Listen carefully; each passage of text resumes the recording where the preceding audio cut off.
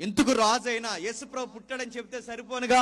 రాజు కోసం మనకెందుకు, ఏ రోజు కోసం మనకెందుకు, తూర్పు జ్ఞానం కోసం మనకెందుకు, ఏరియాల కోసం మనకెందుకు, ఆయన బెత్లెహేంలో పుట్టాడో ఎఫ్రాతాలో పుట్టాడో ఈ జాగ్రఫికల్ ఎవిడెన్స్ ఎందుకు? ఎందుకంటే రానున్న తరాల్లో జనాలు ఎంత పెట్టిరేగిపోతారంటే అసలు యేసుప్రభువే పుట్టలేదంటారు.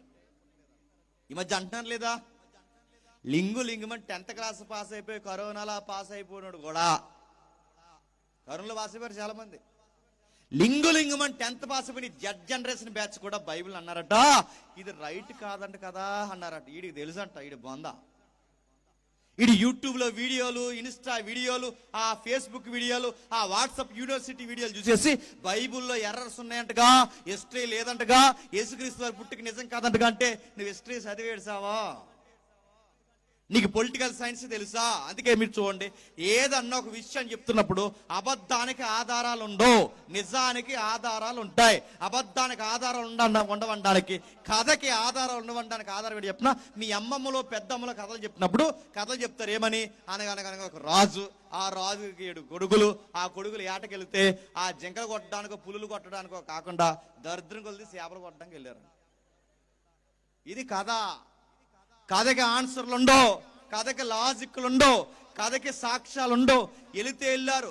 ఆ 7 వెళ్తే కనీసం గంపెడు చేపలు తెచ్చిన బాగుంది. ఎన్ని తెచ్చారట? ఈ పోటీగాళ్ళు మనిషికి ఒకటి తెచ్చారట. మనిషికి ఒక చేప తెచ్చారా? తెచ్చితే ఆ తెచ్చిన వాళ్ళు ఏం చేశారు? కాల్చలేదంట. ఆ తెచ్చిన వాళ్ళు కర్రీ వండలేదట. ఉప్పు చేపలు పెట్టుకోవడానికి ఎండబెట్టారట. ఆ ఎండబెడితే చేపల్లో బాగానే ఎండేట, అందులో ఒకటి ఎండలేదట. ఎండలేని దాని దగ్గరికి వెళ్ళి వీళ్ళు మాట్లాడేస్తున్నారట. మరి ఆ లాంగ్వేజ్ ఏటో వీళ్ళు మాట్లాడేస్తున్నారట. ఏవే శాప నువ్వు ఎండలేదేటని అడిగితే ఆ శాప అందట ఎండదాం అనుకున్నాను కానీ ఆ గడ్డము పడ్డం వచ్చింది అంద. అంత ఫీల్ అయింది, పక్కకి వెళ్ళాలిగా. నేను అడుగుతున్నాను, మీ పెద్దమ్మల అమ్మమ్మల్ని కథలు చెప్తున్నప్పుడు అనగనగనగో రాజు అంటున్నావే పెద్దమ్మా, ఏ దేశానికి రాజే అని అడగండి అంట. రాజుగారికి 7 కొడుకులు అట్నో, కొడుకులే పుట్టారా, కూతుర్లు పుట్టలేదా ఏంటి వయ్యి అని అడగండి. ఇంకా అడుగుతున్నాను, మీ అమ్మమ్మ ఎవరైతే ఉందో ఏ దేశానికి రాజు, ఆ దేశం పేరేంటి, ఆ రాజు పేరేంటి అడిగితే మీ అమ్మ నోరు మీరా కథలకి చెప్పండి, ఆధారాలు ఉండవరా? ఇది మీకు అర్థమైంది. కథకి అనగనగా అంటారు, నిజానికి అనగనగా అనరు. దేశం పేరుంటుంది, రాజు పేరుంటుంది, అది ఏ కాలంలో జరిగిందో జాగ్రఫీ ఉంటుంది, అవన్నీ ఉన్నాయి. అందుకే మత్తి గారు రాస్తున్నారు, ఆ ఏరియాని పరిపాలిస్తున్న రాజు పేరు చెప్పండి. ఏ రోజు పరిపాలిస్తున్నాడు. ఆ పరిపాలిస్తున్నప్పుడు ఎన్నో కోటిగా పరిపాలిస్తున్నాడు. సెకండ్ బెంచ్ అంటారు దీన్ని. టైం 10 అయింది, మీకు అర్థమైతే చూడండి. సెకండ్ బెంచ్ అంటే మనకి సెషన్స్ కోర్టు, జిల్లా కోర్టు, హైకోర్టు, సుప్రీంకోర్టు ఎలా ఉంటుందో యూదులకు కూడా కొన్ని కోర్టులు ఉన్నాయి. రోమ ప్రభుత్వం పెట్టింది, సెంట్రల్ మినిస్టర్, సెంట్రల్ ప్రభుత్వం ఏదైతే ఉందో ఆ ప్రభుత్వం పెట్టింది, సెంట్రల్ గవర్నమెంట్ పెట్టింది. ఏమనంటే వీళ్ళకి ఏదన్నా తగాదాలు వచ్చిన యూదులకి అన్ని గొడవలే. విశ్రాంతి దినం పాటించకపోతే గొడవ, ఎవడైనా సున్నతి చేయించుకోకపోతే గొడవ, దేవుని మందిరంలోకి అపవిత్రత వస్తే గొడవ, ఆ పొరుగోడు సమరీయుడు వస్తే గొడవ, ఈ సమరీయుల ప్రాంతంలోకి ఏళ్ళు వెళ్తే గొడవ, ఆడొస్తే గొడవ, ఆచారాల గొడవ, అపవిత్రతల గొడవలు, అన్ని గొడవలే. వీళ్ళకి మత సంబంధమైన గొడవలు, తెల్లారితే గొడవలు. ఈ గొడవలన్నీ చక్కబెట్టాలంటే కైసరి దగ్గరికి అన్ని గొడవలు పట్టుకెళ్తే కుదురుద్దా? అందుకే ఏం చేయాలి? కైసరి దగ్గరికి అన్ని గొడవలు రాకుండా వీళ్ళకి కొన్ని బెంచ్లు ఏర్పాటు చేస్తారు. సెషన్ కోర్టు, జిల్లా కోర్టు, హైకోర్టు, సుప్రీంకోర్టు ఎలా అయితే ఉంటుందో, వీళ్ళలో మొట్టమొదటిసారి తగాదాలు జరిగితే పెద్దల దగ్గర తీసుకెళ్తారు. ఆ పెద్దలనే ప్రధాన యాజకులు అంటారు. ఎవరు? ప్రధాని. అందుకే యేసుప్రభువుని సిలువేసినప్పుడు మొట్టమొదటి ఎవరి దగ్గర తీసుకెళ్తారు? ప్రధాన యాజకులు. ఆ ప్రధాన యాజకుల దగ్గర కూడా గొడవ తేలకపోతే ఎక్కడ తీసుకెళ్తారు? సెకండ్ బెంచ్, ఏ రోజు దగ్గరికి. ఏ రోజు దగ్గర కూడా తేలకపోతే ఎక్కడ తీసుకెళ్తారు? పిలాతు దగ్గరికి. పిలాతు దగ్గర కూడా తేలకపోతే ఎక్కడ తీసుకెళ్తారు? అప్పుడు కైసర్ దగ్గర తీసుకెళ్తారు. రోమ్లో ఉంటాడు, ఆ కైసర్ దగ్గర తీసుకెళ్తారు. ఇది ప్యాటర్న్. ఇప్పుడు బాగా వినండి, సెకండ్ బెంచ్ గా పనిచేస్తున్నారు. అంటే మన మాటలో చెప్పాలంటే హైకోర్టు జడ్జి గాను, గవర్నర్ గాను ఇలాంటి పాత్ర పోషిస్తున్న వ్యక్తి ఎవరంటే ఏ రోజు. వాడు రాజుగా పిలవడతాం. మన ట్రెండ్లో గవర్నర్ అనాలి, ఆ ట్రెండ్లో రాజు అంటున్నారు. ఆ రాజు దగ్గరికి ఎవరు వచ్చారట? ఎవరు? తూర్పు దేశపు జ్ఞానులు. తూర్పు దేశపు జ్ఞానులు వస్తే వచ్చారు, బాగానే ఉంది. ఈ తూర్పు దేశపు జ్ఞానులు అని కానీ అడుగుతాను, ఎక్కడ తూర్పు, దేనికి తూర్పు, ఎట్నుంచి తూర్పు, ఎలా తూర్పు? శంకరకృష్ణకు తూర్పా? దేనికి తూర్పు, ఎట్నుంచి తూర్పు? ఏదన్నా మాట్లాడితే దానికి సాక్ష్యం ఉంటుందంటే ఉంటుంది. దేనికి తూర్పు అంటే ప్రపంచంలో ఒక సముద్రం ఉంది, అది మధ్యలో ఉంది. అది మధ్యలో ఉంది కనుక దాని పేరు మధ్యధరా సముద్రం. ఏ సముద్రం? మధ్యధరా సముద్రానికి తూర్పుగున్న ప్రాంతాన్ని చెప్పండి తూర్పు దేశాలు అంటారు. పరమడుగున్న ప్రాంతాన్ని, అదే వెస్టర్న్ కంట్రీస్ అంటారు చూసారా, పరమట దేశాలు. ఇప్పుడు చెప్పండి, తూర్పు పరమట అంటే ఈ నార్త్ సౌత్ ఈస్ట్ వెస్ట్ ఏదైతే ఉందో దేన్ని బట్టి ప్రపంచంలో మ్యాప్ విడదీస్తారంటే మధ్యధరా సముద్రం. యోనా గారిని శాప్ మింగేసిందే ఆ సముద్రం. పౌలు గారు వాడ పగిలిపోయిందే ఆ సముద్రం. తూరు సిదోను పట్టణాలు కనబడతాయే ఆ సముద్రం. ఇజ్రాయెల్కి దగ్గరకు ఉన్న ఎప్పే వాడరే ఉందే ఆ సముద్రం. మీకు అర్థమైపోయినా చెప్పండి, అర్థమైనట్టు చూడండి, చివరికి అన్ని అర్థమవుతాయిలేండి. సరే, ఏమవుతుందంటే ఈ తూర్పు దేశాలు అంటే ఎక్కడి నుంచి తూర్పు, అక్కడి నుంచి మధ్యధరా సముద్రం దగ్గర నుంచి మన జంబో ద్వీపం ఉంది సార్. దీన్ని జంబో ద్వీపం అనేవారు మన భారతదేశం. జంబో ద్వీపం విడిపోతే పాత పంజాబ్, పాకిస్తాన్, ఆఫ్ఘనిస్తాన్ ఇవన్నీ మనయే. ఆ తర్వాత విడిపోయి అటేపు పంజాబ్ ఏదైతే ఉందో ఈ ప్రాంతాలన్నీ విడిపోయే, బంగ్లాదేశ్, పాత బంగ్లాదేశ్ ఇవన్నీ విడిపోయి దీన్ని జంబో ద్వీపం అన్నారు. ఎంత పెద్ద విశాలమైన భారతదేశానికి హరప్ప, సింధు, మోహన్జాదారో ఏదైతే ఈ ప్రాంతాలు ఉన్నాయో అక్కడ వరకు మన ప్రాంతాలు ఉండేవి. అక్కడ వరకు ఈ తూర్పు భాగాన్ని అక్కడి నుంచి మధ్యధరా సముద్రం దగ్గర నుంచి మీ నరసాపురం సముద్రం చూసారా పక్కన, ఆ నరసాపురం సముద్రం వరకు ఈ 6 నెలలు ఏమంటారంటే చెప్పండి తూర్పు దేశాలు అంటారు. ఇక్కడ వరకు ఈ ప్రాంతాన్ని ఈ పక్కకి మనం వెళ్ళిపోతే, పైకి వెళ్ళిపోతే ఇటు కాదు, ఆ పైకి మ్యాప్లో మనం పైకి వెళితే ఆ ఇరాన్, ఇరాక్ ఈ ప్రాంతాలు, ఆ పక్కకు పోతే అరేబియా ఎడారి ఇవన్నీ టచ్ అవుతాయి. ఇన్ని ప్రాంతాలు దాటి దాటి దాటి దాటి తూర్పు దేశ జ్ఞానులు ప్రయాణం చేస్తే వాళ్ళ యెరూషలేం ప్రాంతానికి వెళ్ళేసరికి ఈ అరేబియా ఎడారిని, ఆ నదులు, పరివాహక ప్రాంతాలు వీటన్నిటిని దాటి దాటి దాటి దాటి దాటి వెళ్తే వాళ్ళ నక్షత్రాన్ని చూసి యెరూషలేంకి వెళ్ళే సమయానికి వాళ్ళకి పట్టిన సమయం 2 సంవత్సరాలు అంట. ఎంత? 2 సంవత్సరాలు. మీరు ఎట్లా చెప్పగలరని మీరు అడగాలిగా, మీరు అడగరు. అడగాలి, మీరు ఎట్లా చెప్పుకుందని అడగాలిగా, అడగరు. ఈ మధ్య అన్ని ఎలాంటి సాక్షులు వస్తాయి చెప్పిన, ఆడెవరో కూరగాయలకి వెళ్ళిందంట చూసారా, కూరగాయలకి వెళ్ళిందంట. ఆ కూరగాయలకి వెళితే ఒక కూరగాయ కూడా దొరకలేదు. ఉల్లిపాయలు దొరుకుతాడు, పచ్చిమిరపకాయలు దొరుకుతాడు, ఏం దొరుకుతాడు ఏ అని అడిగితే సాక్ష్యం చెప్తుంది ఏమనంటే యేసుప్రభు నా యాలు పిల్లలేదంట, సంతకు రమ్మని. అందుకని నన్ను పిలవకుండా సంతకు పోయో నీకు ఉల్లిపాయలు దొరకకుండా చేస్తాను చూడు అన్నాడు. ఎవరు? యేసుప్రభు. చూసారా, దేవుడు అంటే ఏమనుకుంటారంటే ఉల్లిపాయలు కొనేవాడు, పచ్చిమిరపకాయలు కొనేవాడు అనుకుంటున్నారు. అందుకే చాలా మంది ఏం చేస్తున్నారు, ఆ మధ్యకాలంలో సాక్ష్యం జరిగింది. సాక్ష్యం చెప్తున్నా, గ్యాస్ అయిపోయిందట, గ్యాస్ కొండలోడు ఫోన్ చేయలేదట. వెంటనే ఎవరు ఫోన్ చేసిందట, పరిశుద్ధాత్మను ఫోన్ చేసి గ్యాస్ అయిపోయింది అనగానే నెక్స్ట్ డేకి పరిశుద్ధాత్ముడు గ్యాస్ కొండ వేయించాడంట. మన దేవుడు గ్యాస్లు వేసేవాళ్ళలాగా, పచ్చిమిరపకాయలు కొనేవాళ్ళగా అర్థమవుతున్నాడు. ఎందుకు ఎలా తయారు చెప్పే ఈ మాట అంటే ఏమనుకోకండి, తప్పుగా అనుకోకండి. చెప్పే ప్రతి యదవసోది బయట వాళ్ళు ఎట్టినారంటే కారణం ఏంటి చెప్పనా, అది రైటా రాంగ్ అని మీలాగా ప్రశ్నించట్లేదు కనుక. దర్యా సంఘం అడిగిందంట, పౌలు శీల చెప్తుంటే ఆ సంగతులు అలా ఉండవో లేదో పరీక్షిస్తే దేవుడు ఏమంటే చెప్పిన గనులైన సంఘం, గనులైన సంఘం. ఈ జేమ్స్ అనేవాడు సరిగ్గా చెప్తున్నాడు లేదని మీరు నన్ను క్రాస్ చెక్ చేయాలి, వీడు సరిగ్గా మాట్లాడుతున్నా లేదని నన్ను వాక్యంతో పరిశీలించాలి. అలా పరిశీలిస్తేనే మీ వాక్యము మీకు ఆధారముగా దీవెనకరంగా మారుతుంది. ఇప్పుడు అడుగుతున్నాను, 2 సంవత్సరాలు అయిందని ఎలా చెప్పగలను? వాళ్ళు చూసిన సమయం, వచ్చిన సమయం, చూసిన సమయం, వచ్చిన సమయం, ఈ రెండింటిని వాళ్ళు టాలీ చేసుకుంటే వాడు ఎన్ని సంవత్సరాల పిల్లల్ని చంపేమన్నాడు? 2 సంవత్సరాల పిల్లలు. 2 సంవత్సరాల పిల్లల్ని ఎందుకు చంపమన్నాడు? కారణం ఏంటంటే వాళ్ళ నక్షత్రం పుట్టిన సమయానికి వచ్చిన సమయానికి 2 లెక్కేసుకుంటే వాడు వచ్చిన సమయం ఎంతంటే 2 సంవత్సరాలు. అందుకే 2 సంవత్సరాల పిల్లల్ని చంపమన్నాడు. ఇప్పుడు చెప్పండి, వచ్చిన వారు వచ్చినట్టు కుదురుగా ఉండక ఆ రాజు అయిన హేరోదు దగ్గరికి వచ్చి ఏమడిగారు? మేము బంగారం తెచ్చాం, సాంబ్రాణి తెచ్చాం, బోళం తెచ్చాం అనలేదు. వచ్చిన వాడు ఏమడిగారంటే రాజు ఎక్కడా అని అడిగారు. ఇప్పుడు చెప్పండి, రాజు దగ్గరికి వెళ్ళి రాజు ఎక్కడంటే రాజుగాడికి ఎలా ఉంటుందండి?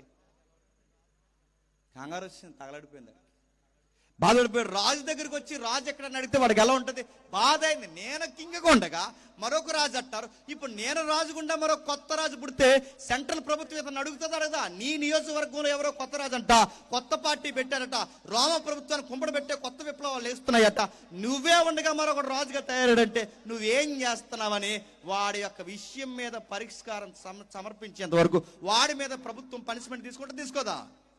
నీ నియోజకవర్గంలో కొత్త ప్రభుత్వాలు ఏర్పడతాయి, నువ్వు ఎందుకు ఖండించలేకపోయావు అడుగుతారు, అడగరా? అందుకే ఈడి ప్రభుత్వం బాగానండి. ఇప్పుడు యేసు ప్రభు రాజు అంటే ఈడి ప్రభుత్వానికి భయం, ఈడికి భయం, ఈడి పదవికే ప్రమాదం. అందుకే ప్రమాదం కనుక భయం అయిపోయి ఏమన్నాడంటే ఎక్కడ పుడతాడంటే డాక్యుమెంట్స్ తిరిగేశారు. ఆ డాక్యుమెంట్లో వచ్చిన మాట ఏంటంటే బెత్లెహేములో పుడతాడు. అంటే మీ నియోజకవర్గంలోనే చెప్పండి పడతాడు. దేవుడు దీనుడిగా మీ నియోజకవర్గంలోనే పుట్టబోతున్నాడు. ఇప్పుడు మళ్ళీ ప్రశ్న, 2 సంవత్సరాల ప్రయాణం చేసి జ్ఞానులు వచ్చి ఏమని అడిగారు చెప్పాలి? రాజు ఎక్కడని అడిగారు. అడిగిన వారు రాజు ఎక్కడ అన్నప్పుడు వీడికి కలవరం వచ్చింది. మనం రాజు ఎక్కడన్న సంగతి పక్కన పడేసాం. మన క్రిస్మస్ మెసేజ్లు అన్ని దేని చుట్టూ తిరిగాయంటే బంగారం, సాంబ్రాణి, బోలము. మంచిదే, నడుతున్నాను. బంగారం, సాంబ్రాణి చుట్టూ తిరిగారు, నడుతున్నాను. వీళ్ళు 2 సంవత్సరాల ప్రయాణం చేసి ఇజ్రాయెల్ దేశంలో యెరూషలేము ప్రాంతంలో ఉన్న వారికి ప్రభు అయిన యేసుక్రీస్తు వారికి సాంబ్రాణి ఇవ్వడానికి వచ్చారంటే 2 సంవత్సరాల సాంబ్రాణి కోసం ప్రయాణం చేశారంటే ఏమైనా బాగుందా? ఇజ్రాయెల్లో సాంబ్రాణి దొరకదా? మనకన్నా నెంబర్ 1 దొరుకుతుంది, దొరకదా? ఇజ్రాయెల్లో బోలం దొరుకుతుంది, దొరకదా? మనకన్నా నెంబర్ 1 గోల్ గల్ఫ్ ఇజ్రాయెల్ దొరుకుతుంది, మనకన్నా మంచి మెటీరియల్ దొరుకుతుంది. అంత మంచి మెటీరియల్ అక్కడ దొరికితే వీళ్ళు కేవలం ఈ పదార్థాలు ఇవ్వడానికి వెళ్ళారంటే ఏమన్నా వినడానికి బాగుందా? కాదు. ఈ పదార్థాల కన్నా ఇంపార్టెంట్ వార్త ఏదో ఉంది. ఆ న్యూస్ ఏంటంటే, గుడ్ న్యూస్ ఏంటి చెప్పనా? రాజు ఎక్కడా? ఇప్పుడు ప్రశ్న, అసలు రాజుగడ ఏంటి వ్యవహారం ఏంటి? ఒక్కసారి మొదటి అధ్యాయం ఆదికాండం రండి, త్వరగా ముగిద్దాం. ఆదికాండం మొదటి అధ్యాయం 26వ వచనం. ఆదికాండం మొదటి అధ్యాయం 26వ వచనం. దేవుడు మన స్వరూపమందు మన పోలిక చొప్పున నరులను చేయదం, వారు సముద్రపు చేపలను, ఆకాశ పక్షులను, పశువులను, సమస్త భూమి మీద ప్రాకు ప్రతి జీవిని ఏలుదురుగాకని బాగానండి. దేవుడు తన స్వరూపమందు తన పోలిక చొప్పున ఎవరిని తయారు చేశాడట? మొట్టమొదటి మానవులను తయారు చేశాడు. తన పోలిక చొప్పున తన స్వరూపం అందు అడుగుతున్నాడు. దేవుని పోలిక, దేవుని స్వరూపం అంటే ఏంటి? ముఖ్యాంశాలు మరోసారి చెప్పండి. దేవుని పోలిక, దేవుని స్వరూపం అంటే ఏంటి? మీరు ఎన్ని సంవత్సరాలు ఏం చేస్తున్నారు? క్రిస్మస్ మళ్ళీ అడుగుతున్నా. దేవుని పోలిక అనగానే బాగా ఉండండి. మనం అనుకుంటాం మనలాగా ఉంటాడు అనుకుంటున్నాం. ఇప్పుడు దేవుని పోలిక మనమే అనుకుంటే, ఈ పై ఆకారం అనుకుంటే నల్లగా ఉన్నారు, తెల్లగా ఉన్నారు, పొట్టుగా ఉన్నారు, పొట్టేసుకుని ఉన్నారు, పొడవగా ఉన్నారు, బట్టతో ఉన్నారు, బక్కలా ఉన్నారు, చెప్పండి, రకరకాలుగా ఉన్నారు. స్త్రీలు ఉన్నారు, పురుషులు ఉన్నారు. ఇప్పుడు దేవుని స్వరూప మానవుడైతే నల్లగుంటాడా, పొట్టుకుంటాడా, బట్టేసుకుని ఉంటాడా, పొట్టేసుకుని ఉంటాడా, బక్కలా ఉంటాడా? దేవుడు ఎలా ఉంటాడో ఇలా ఎలాగూ ఉంటాడు. దేవుని స్వరూపం అంటే ఇది కాదు, అవుట్లుక్ కాదు. దేవుని స్వరూపం అంటే గుణగణాలు. అంటే ఆయన ఎలాంటి గుణగణాలతో ఉన్నాడో అలాంటి గుణగణాలతో మనల్ని తయారు చేశాడు. ఏంటి ఆ గుణగణాల్లో గుణం ఏంటంటే ఏలాలి. ఏం చేయాలి? ఏలాలి. ఈ ప్రకృతిని వేలాలి. ఈ ముల్లోకాల్ని దేవుడు ఎలాగైతే ఏలుతున్నాడో, ఈ ముల్లోకాల్ని ఏలుతున్న దేవుడు ఈ భూలోకాన్ని తన తరపున రిప్రజెంట్గా ఏలే చిన్న రాజుగా తయారు చేయబడిన వ్యక్తే ఆదాము. మొట్టమొదటి మానవుల్ని దేవుడు ఏ ఉద్దేశంతో తయారు చేశాడు? రాజులుగా. ఆ పెద్ద రాజు కింద చిన్న రాజుగా పరిపాలించడానికే ఆదామలను తయారు చేశాడు. బాగా దేన్ని పరిపాలించాడు? పక్షుల్ని ఏలాలి, జంతువుని ఏలాలి, ప్రకృతిని ఏలాలి, అన్నిటిని ఏలాలి. ఏలడం అంటే ఏంటి? ప్రశ్న, ఏలడం అంటే ఏంటి? 84 లక్షల జీవరాశుల్ని ఎలా ఏళ్తాడు? ఇంకా ప్రశ్న అడుగుతున్నాను. సముద్రంలో కనబడిన అనేక జీవులు ఉన్నాయి, వాటిని ఎలా ఏళ్తాడు? అమెజాన్ అడవుల్లో ఇప్పటికీ గుర్తు తెలియని జీవులు ఉన్నాయి, వాటిని ఎలా ఏళ్తాడు? ఇన్ని జీవరాశులను ఆయన ఎలా ఏళ్తాడు? ఏలడం అంటే ఏంటి? ఏలడం అంటే కర్రట్టుకుని తిరగడం కాదు. ఏలడం అంటే ఉస్సుబుస్సు అనడం కాదు. ఏలడం అంటే ఇంత జీవరాశిని ఎలా ఏళ్తాడు? ఏలడం అంటే ఏంటి తెలుసా? నువ్వు నా మాట విను, ఈ ప్రకృతి నీ మాట వింటా. నువ్వు నా మాట వింటే నిలబడిన నేల పండుతుంది. నువ్వు నా మాట వింటే ఈ జంతుజాలం నీకు లోబడుతుంది. నువ్వు నా మాట వింటే ఈ పక్షులు, జీవరాశి నీకు అనుకూలంగా ఉంటాయి. నువ్వు నా మాట వింటే ఈ పంట నువ్వు పండించకపోయినా నీ కోసం భూమి పండుతుంది. నువ్వు నా మాట వినకపోతే పడే వర్షాలు పడవు. నువ్వు నా మాట వినకపోతే పండే పంట నీకు పండదు. నువ్వు నా మాట వినకపోతే నీ ఆరోగ్యం కూడా నీకు కలిసి రాదు. నువ్వు నా మాట వింటే ఈ ప్రకృతి నీ మాట వింటుంది. అది ఏలడం అంటే. ఇంకా మీకు బాగా అర్థం కావాలంటే కొంచెం జాగ్రత్తగా వినండి. నువ్వు నా మాట వింటే ఈ ప్రకృతి నీ మాట వింటుందని ఎలాగైతే వాస్తవమో, ఆహాబు ఉంటాడుగా ఏలియా కాలంలో, యెజబెల్ అలా ఆయన తెలుసుగా, తెలిసినట్టే. ఆ యెజబెల్ కాలంలో ప్రభుత్వం సరిగా ఉండదు, పేదోళ్ళని నేర్పిస్తాడు, దొంగల్ని ఎంకరేజ్ చేస్తాడు, దొంగ బలులు అర్పిస్తాడు.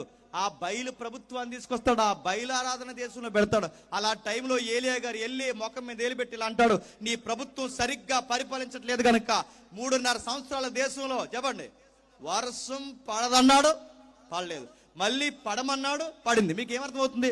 ప్రభుత్వాలు సరిగ్గా పరిపాలించకపోయినా, ఏలుకులు సరిగ్గా లేకపోయినా ప్రకృతి మాట వినదు. ఇప్పటికి అదే జరుగుద్దంటే అధ్యక్ష నీకు చెప్తున్నాను, మళ్ళీ అదే జరుగుద్ది. ఎట్లా నువ్వు చెప్పగలవంటే మీరు ప్రాక్టికల్ గా చెక్ చేయండి. కొన్ని ప్రభుత్వాలు వస్తే వర్షాలు పడవు, అది ఏ ప్రభుత్వాన్ని నన్ను అడగండి. కొన్ని ప్రభుత్వాలు వస్తే ఊరు కొట్టుకుపోద్ది, అది ఏ ప్రభుత్వాన్ని నన్ను అడగండి.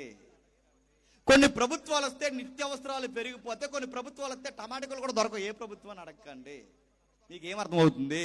కొన్ని ప్రభుత్వ పరిపాలన సరిగ్గా లేకపోతే వర్షాల మాట వినవు, మేఘాల మాట వినవు, భూమి మాట వినదు. దీన్ని బట్టి మనకేమర్థమవుతుంది? ఎప్పటికీ పాలన సరిగ్గా లేకపోతే ప్రకృతి మనకు అనుకూలంగా ఉండదు.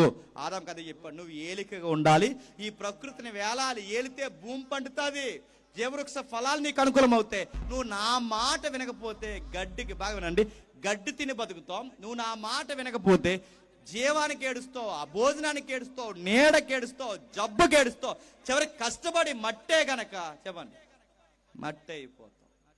మొట్టమొదటి మానవుడు ఏలికగా ఉండలేకపోయాడు. ఆదాము చేయలేని ఆ కార్యక్రమాన్ని దేవుడు నోవహుకు అప్పగించాడు. నోవహు ఏం చేశాడు చెప్పండి? మధ్యలో యవనస్తుల కోసం చెప్పమన్నారు, కొంచెం జాగ్రత్తగా వినండి తమ్ముళ్ళు. C generation or Z generation.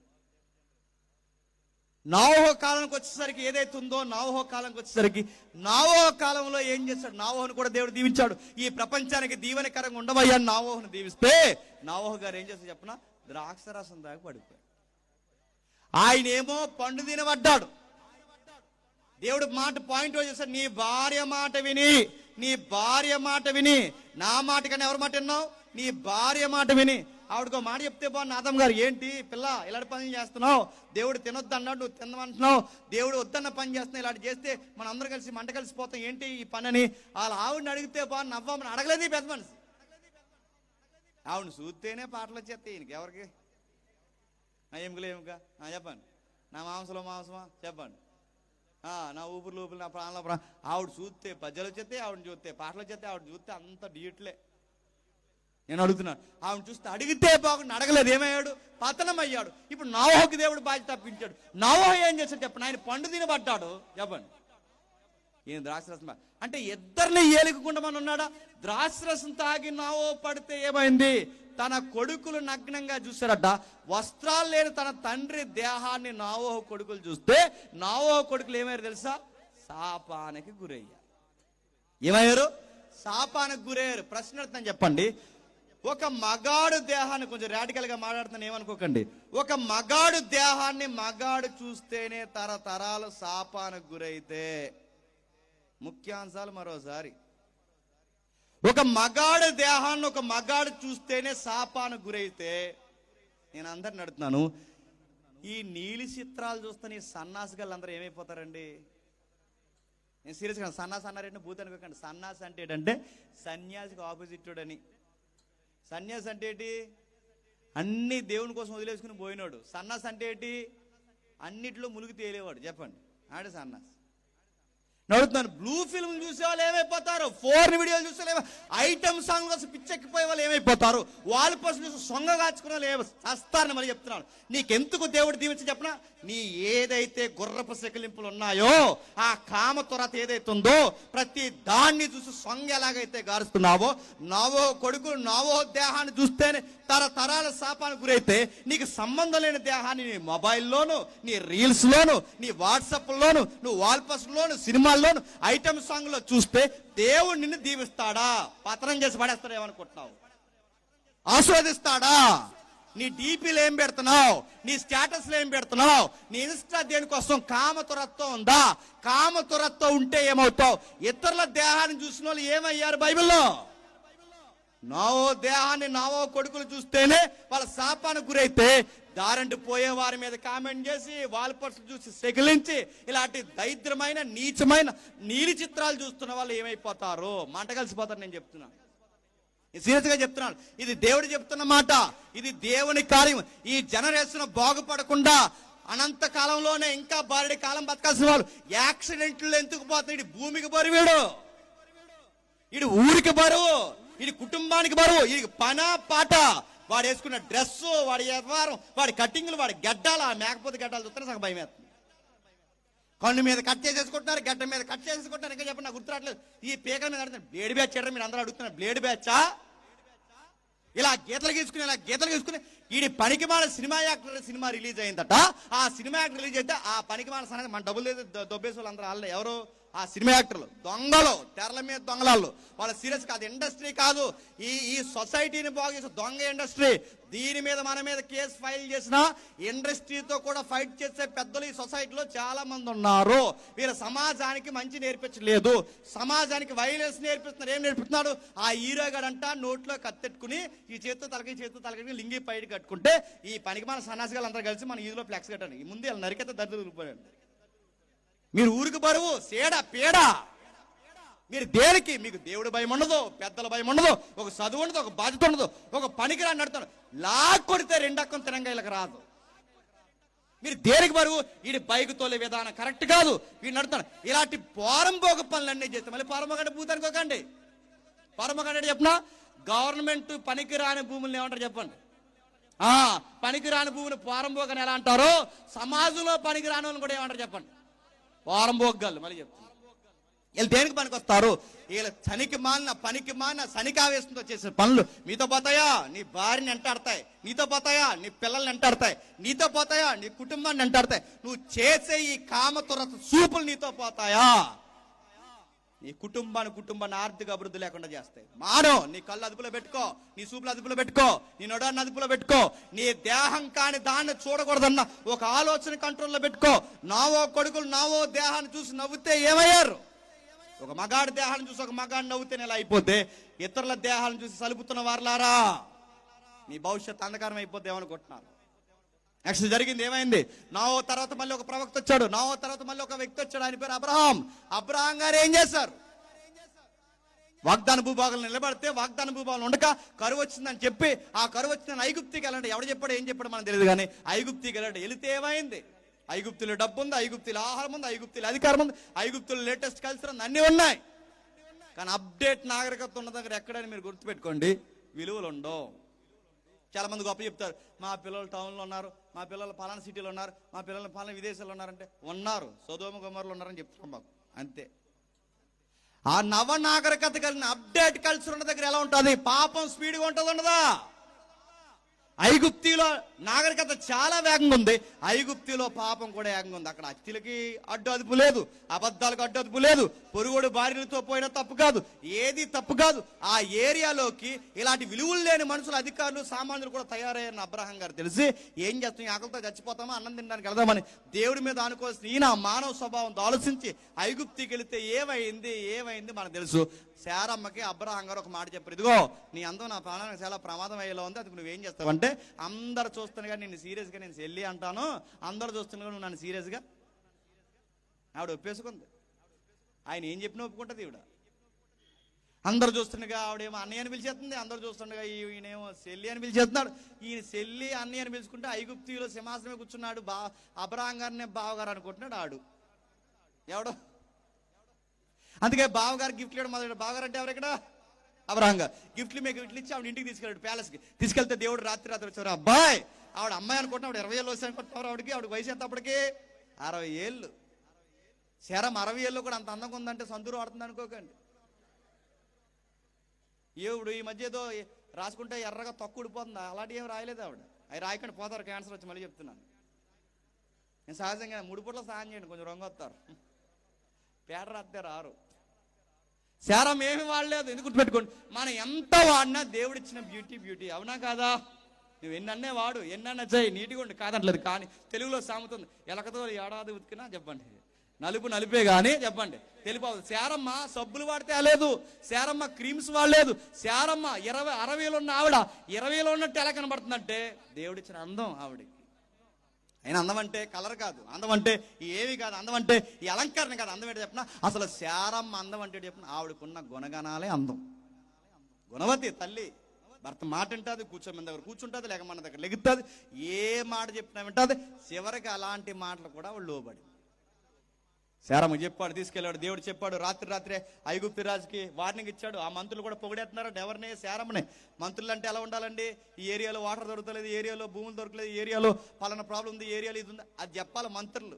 ఈ తొంటర మంత్రులు అందరూ ఏం చెప్పారట వెళ్ళి? ఇప్పుడున్న మంత్రులు అడోలే. అప్పుడున్న మంత్రులు ఏం చెప్పారట? ఇదిగో ఈ ఏరియాలో నీళ్ళు లేవు, ఈ ఏరియాలో ఇల్లు లేవు, ఈ ఏరియాలో ఇది లేదు, ఈ ఏరియాలో మన ట్యాంకులు కట్టి ఇది చెప్పలేదట. ఆ పైన సింహాసనం మీద ఉన్నవాడికి ఈ మంత్రులు అందరూ కలిసి అందంగా ఉన్నవాడు మన ఊరు వచ్చిందని చెప్పారంట. ఇదేం మంత్రులు అండి? వీళ్ళకి ప్రజల మీద కన్నా ఆడవాళ్ళ మీద మనసు ఎక్కువైపోయింది. ఎవరికి? ప్రభుత్వ అధికారులకి. ఎప్పుడైతే చెప్పాడు సింహాసనం కూర్చొని ముడిచిపోతాను, ఇంకా కొత్తగా పెళ్ళి అయినట్టు. ఎవరు? ఆడు. అప్పటికే పెళ్ళి అయింది అడిగి. ఈ కార్యక్రమాలు చూసిన దేవుడు అన్నాడు, తెల్లారే సరిగ్గా నువ్వు పంపలేదో నీ కుటుంబాన్ని తెగులు చేత బాధల చేత చంపేస్తాను ఏమనుకున్నావు అనగానే కంగారు అయిపోయి, ప్రవ్వా చెల్లి అన్నాడు. నోర్మే చెల్లి కదా ఆవిడని చెప్పాడు. తెల్లారిసరికి అబ్రహాం పిలిపించి, అయ్యా ఏంటి చెల్లి అన్నావు మీ ఆవిడంట అనగానే ఆయన ఇలా మౌనంగా ఉన్నాడు. నీకు దండం పెడతాను తీసుకొచ్చాను, రాత్రి నాకు గట్టి వార్నింగ్ వచ్చింది అన్నాడు.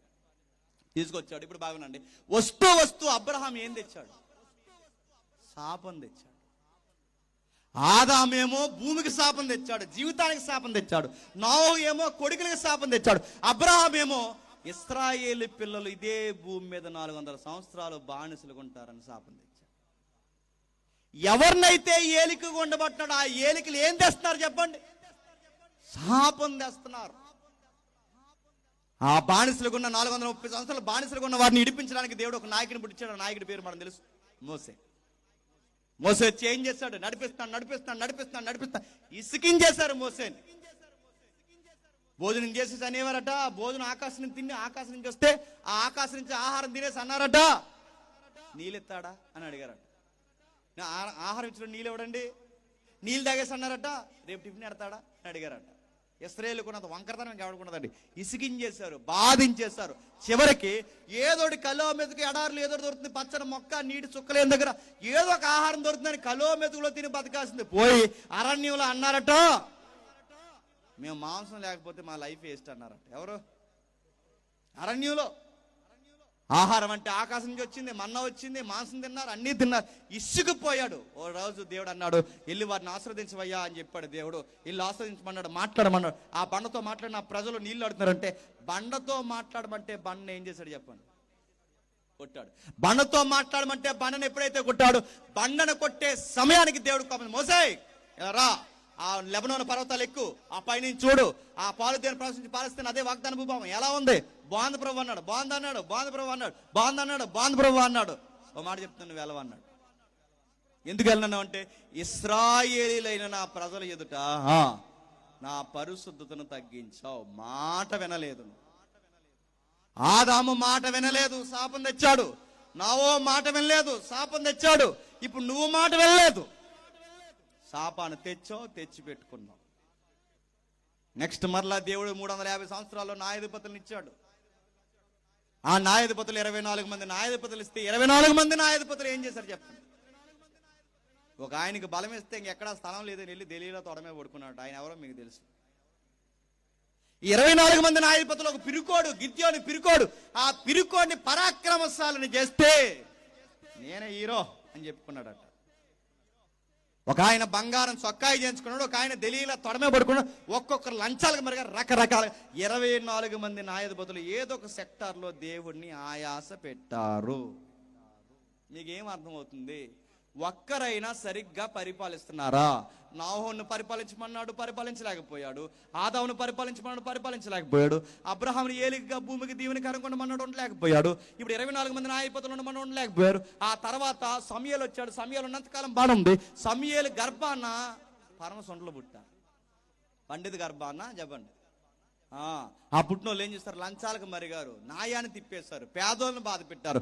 ఎప్పుడైతే బాధ పెట్టారో ప్రజల్లో ఐక్యత వచ్చింది. ప్రజలందరూ కలిసి మాట్లాడుకుని, న్యాయాధిపతిగా ఉన్నంతకాలం ప్రాబ్లమ్స్ లేవు, అందరినీ సమానంగా చూసావు. కానీ నీ కొడుకులు నీవంటే ప్రవర్తన గలవారు కారు కనుక నీకు విషయం చెప్తున్నాను సమూయేలు గారు, మీరుండగానే ఇలాంటి లంచాలకు మరిగారంటే నువ్వు వెళ్ళిపోయిన తర్వాత దేశాన్ని నమ్మేస్తారు. అందుకే మాకు కావాల్సింది ఏంటంటే మమ్మల్ని పరిపాలించే ఒక రాజు కావాలి. నీకు బైబిల్ ఎలా నడుస్తుంది అర్థమవుతుంది? ఆదికాండం నుంచి మాకు ఒక రాజు కావాలని అడిగితే దేవుడి దగ్గరికి సమూయేలు వెళ్ళి బాధపడ, దేవా రాజు కావాలంటున్నారంటే దేవుడు అన్నాడు, నువ్వెందుకు బాధపడుతున్నావు? బాధపడాల్సింది నువ్వు కాదు, నేను.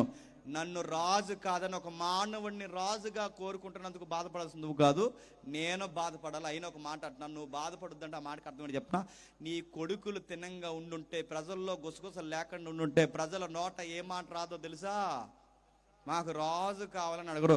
ప్రాబ్లం ప్రజల్లోనే కాదు, ప్రాబ్లం నీ ఫ్యామిలీలో కూడా ఉంది సమూయేలు అని చెప్పాడు. పొలిటికల్గా ఇప్పుడు వాయిస్ వస్తుందంటే పబ్లిక్లో, మీరు సరిగ్గా పాలన అందించలేకపోయారు అన్నట్టుగానే సమూయేలు తర్వాత బాగా వినండి. మొట్టమొదటి రాజు దేవుడు అనుగ్రహించిన రాజు అనుకున్నారు. ఇశ్రాయేల్ అందరిలో చాలా ఎత్తుంటాడు, ప్రతి ఒక్కరు ఆయన భుజాల వరకు ఉంటాడు, చాలా అందగాడు, లాంగ్ హెయిర్ ఉంటుంది, మంచి కలర్ ఉంటాడు, చూస్తే ఇతనే రాజు అన్నట్టు ఉంటాడు. ఆయన పేరు సౌలు. సౌలుని రాజుకి ఇచ్చే ముందు దేవుడు ఒక మాట చెప్పండి, ఇదిగో మానవుడు మీకు రాజు అయితే ఎలా ఉంటుందో తెలుసా? వాడు రథాల ముందు పరిగెట్టాలి, వాడు తిన్న కంచాలు ఎత్తాలి, వాడి ఇంట్లో ఊడిగిన చేయాలి, నీ పిల్లల్ని బానిసలుగా చేసుకుంటాడు. అలాంటి వాడు మీకు రాజు అయితే వాడి పిల్లలు, వాడి మనవళ్ళు, వాడి కూతుర్లు బాగుపడతారు తప్ప మీకు చేసేది ఏముండదు. దయచేసి నా మాట వినండి, దేవుడు తప్ప మానవుడు ఈ సొసైటీకి మంచి పరిపాలన ఇవ్వడు. నా కింద ఉండండి అయ్యా అంటే మొత్తం ప్రసంగం విని ప్రజలు అన్నారంట, మమ్మల్ని తినేసేవాడే మాకు కావాలన్నారు. జనాలు ఎలాంటి చెప్పండి, మంచి చేసేవాడు వద్దు చెప్పండి, మమ్మల్ని తినేసేవాడే కావాలి అన్నట్టుగానే ఆ కోరుకున్న రాజునిచ్చారు. సరిగ్గా బాగా వినండి, సరిగ్గా 40 సంవత్సరాలు పరిపాలించాడు. 40 సంవత్సరాలు మొదటి 2 సంవత్సరాలకే పెద్ద అసూయపరుడు అయిపోయాడు. ఎవరు చెప్పండి? తన ముందు ఎవరు మంచి బట్టలు వేసుకోకూడదు, తన ముందు ఎవరో పొగడబడకూడదు, తనకన్నా ఎవరైనా పొగడబడితే తట్టుకోలేదు. 2 సంవత్సరాలు గొర్రెల కాపరి మీద పగట్టేశాడు. ఆ కుర్రోడిని పరిగెట్టించాడు. ఆ కుర్రోడు దొరకపోయేసరికి మానసికంగా ఇసుకుపోయి యుద్ధాలకు పోయి దేవుడితో సంప్రదించకుండా పనికిమాలిన యుద్ధాల్లో చేతులు పెట్టి సూసైడ్ చేసుకుని చచ్చిపోయాడు. మొట్టమొదటి రాజు సరి అయిన పరిపాలన ఇవ్వగలిగాడా? అమాయకులను చంపడానికి పరిగెట్టించాడు. దేవుడికి ఇష్టమైన ప్రియుడు రెండవ రాజు ఎవరు చెప్పండి? ఇశ్రాయేలు రెండవ రాజు ఎవరు చెప్పండి? దావీదు గారు వచ్చారు. దావీదు గారు వచ్చి ఏం చేశారు? మర్చిపోవద్దు, మత్తయి సువార్త 2వ అధ్యాయం దగ్గరికి వెళ్తున్నాం, ముగించేస్తా. దావీదు గారు వచ్చి ఏం చేశారు? ఒక అమాయకుడు కుటుంబాన్ని నిలువెల్లా నాశనం చేసేశాడు. ఒక అమాయకుని యుద్ధంలో నిలబెట్టి చంపించేశాడు. అతని భార్యను తన కౌగిట్లోకి తెచ్చుకున్నాడు. ఎవరికి తెలియదు అనుకున్నాడు. నాతన ప్రవక్త వచ్చాడు, అయ్యా మన దేశంలో ఘోరం జరుగుతుందని చెప్పాడు.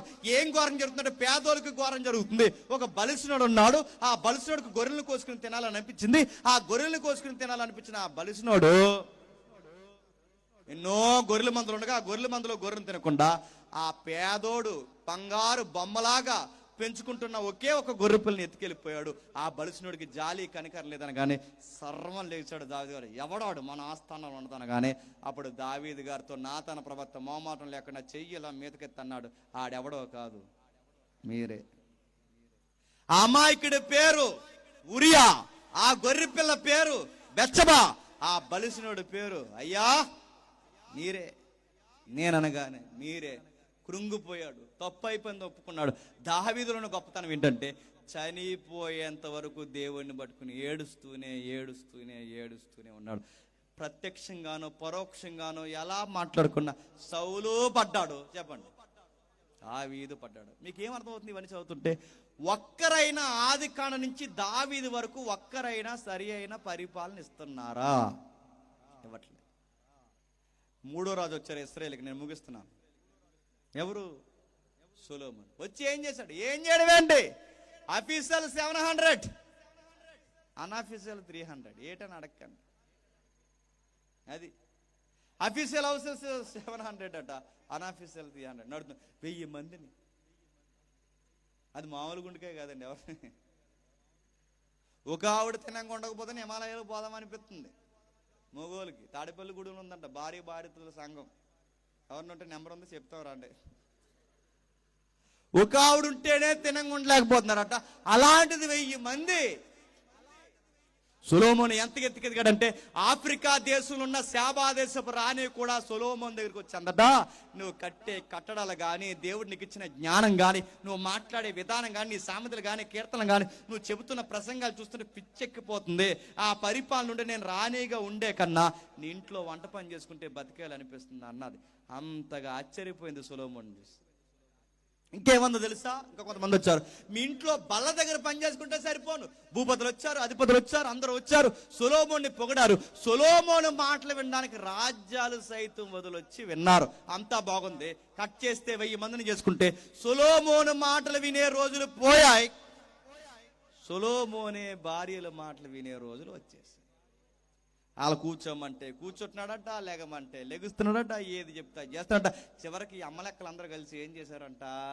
విగ్రహారాధికుడిగా మార్చేశారట. సొలొమోను తర్వాత దేశం అయింది. కుదురులేని మనవల్లో కొడుకులు పనులు కలిసి 12 గోత్రాల దేశాన్ని 2 ముక్కలు చేశారు. దేశాన్ని 2 ముక్కలు చేస్తే 2 గోత్రాలు యూదులు అయిపోయారు, 10 గోత్రాలు ఇశ్రాయేల్ అయిపోయారు. వాళ్ళకి 40, వీళ్ళకి 41, లేదా వీళ్ళకి 41, వీళ్ళకి 41, సుమారు 41 నుంచి 42 మంది రాజులు, క్షమించండి 21, 20 లేదా 21, 21, 41 నుంచి 42 మంది రాజులు పరిపాలిస్తే ఈ 42 మంది రాజులు సొలొమోను తర్వాత పరిపాలించి దేశాన్ని ఏం చేశారు అంటే సిరియా దేవతలకి, కామాతు దేవతలకి, ఆమాతు దేవతలకి, మోయాబు దేవతలకి, అమోనీయుల దేవతలకి, అర్పాదు దేవతలు, అన్ని దేవతలకి దేశాన్ని విగ్రహారాధన దేశంగా మార్చేశారు. అప్పుడు దేవుడు ఒక ప్రవక్తను పంపించాడు. ఆ ప్రవక్త పేరు యెషయా. ముగిస్తాను, జాతిగా వినండి, ఒట్టే చెబుతున్నా, ముగిస్తా. ఏమంటున్నాడు ఒకసారి యెషయా గ్రంథం తీయండి. యెషయా గ్రంథము 1వ అధ్యాయం, యెషయా గ్రంథం 1వ అధ్యాయం 1వ వచనం. ఆ రాజుల దినముల్లో చెప్తాను చూడండి. యోజియా, యోతాము, ఆహాజు, హిజ్కియా, యోధా రాజుల దినముల్లో యోధాని గురించి, యెరూషలేమును గురించి ఆమోజు కుమారుడైన యెషయా కలిగిన దర్శనం. ఆ దర్శనం చెప్తున్నాడు 3వ వచనం. ఎద్దు తన కామాందును ఎరుగును, గాడిద తన సొంత వాడిని దొడ్డు తెలుసుకును. ఇశ్రాయేలీలైన నా ప్రజలకి తెలివి లేదు. దోషభరితమైన జనమా, పాపిష్టి జనమా, మీకు అస్సలు బుద్ధి లేదు. ఒరే, ఎద్దుకి యజమాని ఉన్నాడని అర్థమవుతుంది, గాడిదకి యజమాని ఉన్నాడు, సొంత దొడ్డు ఉందని అర్థమవుతుంది. ఎద్దుకి గాడిదకున్న ఇంకిత జ్ఞానం, వాటికే యజమాని ఉన్నాడని అర్థమవుతుంది. కానీ మీకు నేను యజమాని మాత్రం చెప్పండి అర్థమవుతుంది. మీ యజమానుడు ఉజ్జియా అనుకుంటున్నారు, మీ యజమానుడు ఆమోజ్ అనుకుంటున్నారు, మీ యజమానుడు ఆహాజ్ అనుకుంటున్నారు, మీ యజమానుడు సొలొమోను అనుకుంటారు. కానీ మీకు సరి అయిన యజమాని నేనే అన్న సంగతి మీకు చెప్పండి అర్థం కావట్లేదు. అందుకే ఆదాము వచ్చినా మిమ్మల్ని పరిపాలించలేడు, నోవహు వచ్చినా మిమ్మల్ని సరిగ్గా పరిపాలించలేడు. బాగా వినండి. అబ్రహాం వచ్చినా సరిగ్గా పరిపాలించలేడు, మోసే వచ్చినా మిమ్మల్ని సరిగ్గా పరిపాలించలేడు. న్యాయాధిపతులు, రాజులు ఎంతమంది వచ్చినా ఈ భూమండలం మీద పంచాయతీ లెవెల్ నుంచి బాగా ఉండాలి, మధ్యస్థపు కేంద్ర స్థాయి ప్రభుత్వం వరకు ఏ నాయకుడు కూడా ప్రజల్ని సరిగ్గా పరిపాలించలేరు. ఒకవేళ వీళ్ళ పరిపాలించినా వీళ్ళ కొడుకులు, మనవాళ్ళు, కూతుర్లు, వీళ్ళ కులం, వీళ్ళ వంశం బాగుపడతా తప్ప అందరికీ సమానమైన న్యాయం జరగదు. ఈ విషయం దేవుడు ముందు నుంచి చెప్తున్నాడు. మనుషుల కిందకి వెళ్ళకండ్రా, వాళ్ళ జెండాలు మొయ్యకండ్రా, మీరు ఊడిగం చేసిన మీ పిల్లలు, మీ బతుకులు అక్కడ ఉంటాయిరా. కుల నాయకులని, రాజకీయ నాయకులని, చెత్త అని, సెదారమని, పంచాయతీ అని, సెంటర్లని, ఎమ్మెల్యే అని మీరు తిరక్కండ్రా. వీళ్ళందరూ వాళ్ళ కుటుంబాలు బాగుపడతారు, నీకు మాత్రం జరిగేది ఏముండదు ఊడిగం చేయడం తప్ప, తిరగొద్దురని చెప్పినా ఈ ప్రజలు ఆ రోజు నుంచి ఈ రోజు వరకు వింటారా? మనం తినేసేవాడే మనకు కావాలి. అందుకే దేవుడు అనుకున్నాడు, ఈ మనిషి సరిగ్గా పరిపాలించలేదు. ఎందుకంటే ఈడు దొంగే, అందరూ దొంగలే. మరి చెప్తున్నాను, ఏ భేదం లేదు, అందరూ పాపం చేసి దేవుడు అనుగ్రహించి మహిమను పొందలేక అందరం పాపాత్ములమే. ఈ మాట అంటే తెగ బాధ వచ్చేది జనాలకి. మేము సిన్నర్సా అని, మీరు సిన్నర్సే అయ్యా. మనం పాపాత్ములంటే పాపాత్ములమే. అదెట్లా అంటే నువ్వు ఆదాముకు పుట్టావు కనుక ఆదాము స్వభావంతో వచ్చిన వాళ్ళం అందరూ చెప్పండి. అదే ఎలా వస్తుంది? ఆదాము పుడితే ఆదాము స్వభావం వస్తుంది. నేను త్వరగా ముగిస్తాను వినండి. ఆదాము పుడితే ఆదాము స్వభావం వస్తుంది. ఎందుకు రాదు? మీ తాతకి బట్టబొర, నీకు బట్టబొర వస్తుందా లేదా? వస్తుంది. మీ ఇంట్లో ఎవరికైనా హార్ట్ స్ట్రోక్ ఉంటే ఆ తర్వాత నేను గుద్దేస్తుందా లేదా? వస్తుంది. మీ వాళ్ళకి షుగర్ ఉంటే నీకు వస్తుంది. అరే డిసీజులే వస్తున్నాయి వంశపరంగా, డిఎన్ఏలో కొన్ని ఎంటాడుకుని వస్తున్నాయి. అరే డిసీజులే వచ్చినప్పుడు నేచర్ రాదా? మనం ఒకే తండ్రికి ఒకే తల్లికి పుట్టిన వారు అయితే వాళ్ళ లక్షణాలు రావా? పెద్దోళ్ళు పెళ్లి చేసినప్పుడు ఇలా చూసేవారు, ఇటు 7 తరాలు ఎందుకు ఏడేడు కలిపి 14 లక్షలు ఇస్తారని కాదు. ఎందుకు 7 తరాలు చూసేవారు? ఎందుకు 7 తరాలు చూసేవారంటే ఈ 7 తరాల్లో వంకరది ఎవడైనా ఉంటే ఆ వంకరోడు బుద్ధి పెళ్ళికొడుకు వస్తే పిల్లని రాసి రంపాన పెట్టేస్తాడని చెప్పి అప్పుడు 7 తరాలు వెనక్కి చూసుకుని అందరూ మంచోళ్ళు ఉంటే కుర్రోడుకు చెయ్యొచ్చు అని చేసేవారు. ఇప్పుడు ఈ 7 తరాలు కూడా వెనక్కి చూసి ఈ తాలిక గయ్యాలి గంప ఈ గుంపులో ఎవరన్నా ఉంటే ఆ గుంపు బుద్ధులు కానీ ఈ పిల్లకొత్త పెరుగుతుంది వస్తే మా కుటుంబాన్ని రోడ్డును పడేస్తుంది బాబు అని చెప్పి ఏం చేసేవారు చెప్పండి? 7 తరాలు వెనక్కి చూసి. ఇప్పుడు అది లేదు. మరి ఏం చేస్తారు? 7 తరాలు చూడలేదట, ఇన్స్టాగ్రామ్లో చూసుకున్నారంట, ఫేస్బుక్లో లైక్ చేశారంట, వాట్సాప్లో ఓకే చెప్పారట. ఆ త్వరలో ఏం చేస్తారంట? ఆటోకి కోర్టుకి వెళ్ళిపోతారట. అంతే జరిగేది. అడుగుతున్నాను. అటు 7 తరాలు ఇటు ఇప్పుడు అడుగుతారు ఏమని? 1 లక్ష ఇస్తారా, 2 లక్షలు ఇస్తారా, 5 ఇస్తారు, నీ బంధ ఇస్తారు, రెడీగా ఉండు, తీసుకెళ్తుంది, కంగారు పడకు. నువ్వేం చెప్పి సంబంధాలు ఓకే చేస్తున్నావు? నేచర్ ఉంటుందంటే ఉంటుంది. ఆదాం పుట్టా ఉంటుందంటే ఆదాం అన్నాడు, ఆదాం తప్పు చేసావని అడిగితే ఆదాం ఎక్కడున్నావంటే పొదల చాటును తోకున్నాడు. ఎందుకు ఈ పని చేసావంటే తప్పు అయిపోయింది ప్రభా, మా ఆవిడ మాట నన్ను నీ మాట వినకుండా తప్పు అయిపోయింది ప్రభా అంటే బాగున్న ఆదాము అలా అనకుండా ఈ పెద్ద మనిషి ఏమన్నాడు తెలుసా? మన అయ్యా మన పితరుడు ఏమన్నాడు తెలుసా? అంతా ఆవిడే చేసింది అన్నాడు. ఎవరు? అంతా ఆవిడే చేస్తుంటే ఆవిడని అడిగితే ఏమంది? అంత మా ఆయన చేసిన లేదు, ఆవిడేమని చెప్పండి. అంతా పాన్ చేసింది. ఈయన్ని అడిగితేనేమో ఆవిడ అంటుంది, ఆవిడని అడిగితేనేమో పాము అంటుంది. ఎప్పటికీ ఆ బుద్ధులు మనకు ఉన్నాయా లేదా? ఉన్నాయి. చిన్న బుడ్డాగాడిని పిలిచి ఆ నిలబెట్టి నువ్వు ఎందుకు ఫెయిల్ అయిపోయారంటే ఫెయిల్ అయిపోయింది ఆడి అన్నాడు. నేనే కాదు, ఆడు కూడా ఫెయిల్ అయిపోయాడు అన్నాడు. ఈ లక్షణాలు ఎవడవే? మన పిల్లల స్కూల్కి వెళ్తే రబ్బర్ దొంగతనాలు చేస్తున్నారు, ఆ బుద్ధి వాళ్ళకి ఎలా వచ్చింది? పెన్సిల్ దొంగతనాలు చేస్తున్నారు, ఆ బుద్ధి ఎలా వచ్చింది? పక్కోడి పుస్తకాలు ఇంటికి తెచ్చేస్తున్నారు, ఆ బుద్ధి ఎలా వచ్చింది వాళ్ళకి? పక్కింట్లో ఆడుకుంటూ వాళ్ళ బొమ్మలు తెచ్చేస్తారు, అడుగుతారు, ఈ బుద్ధి ఎలా వచ్చింది? మనం ఏం చెప్పామా దొంగతనాలు చేయమని చెప్పాలి? వాళ్ళకి ఎలా వచ్చాయి? మీకు ఇంకా బాగా అర్థం కావాలంటే మీ ఇంట్లో 2 పిల్లలు ఉంటే ఆ 2 పిల్లల్లో మీరు చిన్నపిల్లని ఎత్తుకోండి, మీ పెద్ద పిల్ల దించే వరకు ఊరుకుంటే ఒట్టు. మీ పిల్లల ముందు ఇంకో పిల్లలు మీరు ఎత్తుకోండి, ఆ టైంకి వాళ్ళకి అసూయలు ఉన్నాయా? ఆ టైంకి వాళ్ళు జెల్స్ ఫీల్ అవుతున్నారా? ఆ టైంకే బొంకేసే ఇలాంటి స్వభావం వాళ్ళకు ఉందంటే ఉంది. అది ఎలా వస్తుంది? పుట్టాంగనక ఆదాముకు పుట్టాంగనక వస్తుంది. ఇంకా మీకు అర్థం కావాలంటే నేను ముగిస్తున్నాను. ఓ పెద్ద కుక్క ఉందనుకోండి, ఆ పెద్ద కుక్కకి చిన్న కుక్క పిల్ల పుట్టింది అనుకోండి, ఆ చిన్న కుక్క ఏమని అంటదండి? Good morning అంటదా? ఏమంటది చెప్పండి? ఏమని అరుస్తుంది? అది బౌ అని నడుతున్నారు. అది బౌ అని ఎలా అరుస్తుంది? దానికి బౌ అని అనాలని దానికి ఎవరు చెప్పారు? వాళ్ళ అమ్మ చెప్పిందా? బ్లాక్ బోర్డు మీద మనం బౌ అనే సాంప్రదాయంగా అరాలి అని చెప్పిందా? నువ్వు బౌ అనకన్నా మీ అనుకో చాలా ప్రాబ్లం వస్తాయి అన్నదా? వాళ్ళ అమ్మ ఏం చెప్పలేదే నడుతున్నాను. అది బౌ అని అన్న చిన్న చిన్న కుక్క పిల్లకి ఎలా తెలిసింది? వాళ్ళ అమ్మ లక్షణం గుర్తుపెట్టుకుని వాళ్ళ అమ్మ బౌ అంటది. చెప్పండి, ఆ అమ్మకి ఇది పుట్టింది కనుక చెప్పండి బౌ అంటది. మీకు ఏం అర్థం అవుతుంది? అందుకే తెలుగులో సామెత చెప్పిన తల్లి సేని మేస్తే చెప్పండి, బిడ్డ నేను గొట్టనే మేస్తాను మమ్మీ అందో చెప్పండి, అదే సేనే మేస్తుంది. మీకు ఏమర్థం అవుతుంది? ఖచ్చితంగా అవే జరుగుతాయి. ఏం జరుగుతాయి? పితరులో తలకాయలు చేసిన మిస్టేక్లు తోకలు చేస్తాయా చెయ్యవా? దీని నేచర్ అంటారు. ఆదాము దగ్గర నుంచి స్వభావం వచ్చింది కనుక నువ్వు అలాగున్నావు. మనం ఎవరిని పరిపాలించుకోవడం మనకు రాదు కనుకే యెషయా గారు ఏమన్నారు తెలుసా? 9వ అధ్యాయం 6వ వచనం ముగిద్దాం. 9వ అధ్యాయం 6వ వచనం ఏమంటున్నాడు చూడండి. అదే యెషయా గ్రంథం 9వ అధ్యాయం 6వ వచనం. ఏలయనగా మనకు శిశువు పుట్టెను, మనకు కుమారుడు అనుగ్రహింపబడును, ఆయన భుజాల మీద ఏముందట? గడ్డి చదవండి. ఆయన భుజాల మీద ఏముందట? రెండవసారి చెప్పండి, ఆయన భుజాల మీద ఏముందట? మూడోసారి చెప్పండి, ఆయన భుజాల మీద ఏముందట? మరోసారి చెప్పండి, ఆయన భుజాల మీద ఏముందట? ఇప్పుడు జాతకం నొక్కి పెట్టుకోండి. ఆయన భుజాల మీద ఏముంది చెప్పిన? ఆదాము పరిపాలించలేనిది, నోవహు పరిపాలించలేనిది, రాజులు పరిపాలించలేనిది, న్యాయాధిపతులు పరిపాలించలేనిది, ఈ ప్రపంచంలో ఎవరు పరిపాలించలేని రాజ్యభారం ఎవరు భుజాల మీద పెట్టుకుని పుట్టారు. ఈరోజు మనం మాట్లాడుకుంటున్న క్రిస్మస్ దేవుడు వచ్చాడు. That is Christmas. గుర్తుపెట్టుకోండి. క్రిస్మస్ మీనింగ్ ఏంటి? ఆయన పరిపాలించడానికి వచ్చాడు. ఏం పరిపాలించడానికి? ఈ నడుతున్నాను. ఈ పరిపాలనకి మంచి ప్రభుత్వం ఇస్తుందో లేదో నాకు తెలియదు కానీ, మంచి పరిపాలన ఇస్తుందో లేదో నాకు తెలియదు కానీ, ఈ పరిపాలన ఈ ప్రభుత్వాలు ఇవ్వలేని మంచి పరిపాలన నడుస్తారు చెప్పిన రాజు. ఆయన పేరు చెప్పండి, నజరేయుడైన యేసు. ఆయన దగ్గరికి రా. ఆయన జెండా కిందకి రా, ఆయన రాజ్యం కిందకి రా, ఆయన వెంబడించి తూర్పు దేశపు జ్ఞానులు వచ్చారట. ఎందుకు వచ్చారు? మా దేశంలో రాజులు ఉన్నారు, మా దేశంలో భూపతులు ఉన్నారు, మా దేశంలో అధిపతులు ఉన్నారు, కానీ మా అధిపతులు మా రాజులు దొంగల ముఠాగాళ్ళు, మాకు మంచి పరిపాలన ఇవ్వట్లేదు, నీ రాజ్యంలో మాకు సరి అయిన ప్రభుత్వం దొరుకుతుంది, పరిపాలన దొరుకుతుందని నిన్ను ఎత్తుక్కుంటూ వచ్చాం. ఈయన యూదుల రాజే కాదు, చెప్పండి, మా రాజు కూడా అని వచ్చారు. తూర్పు దేశపు జ్ఞానులు వచ్చింది ఎందుకు? ఈ రాజు పరిపాలన కింద ఉండడానికి వచ్చారు. ఈయన కింద ఉంటే ఎలా ఉంటారు? ధైర్యంగా ఉంటారు.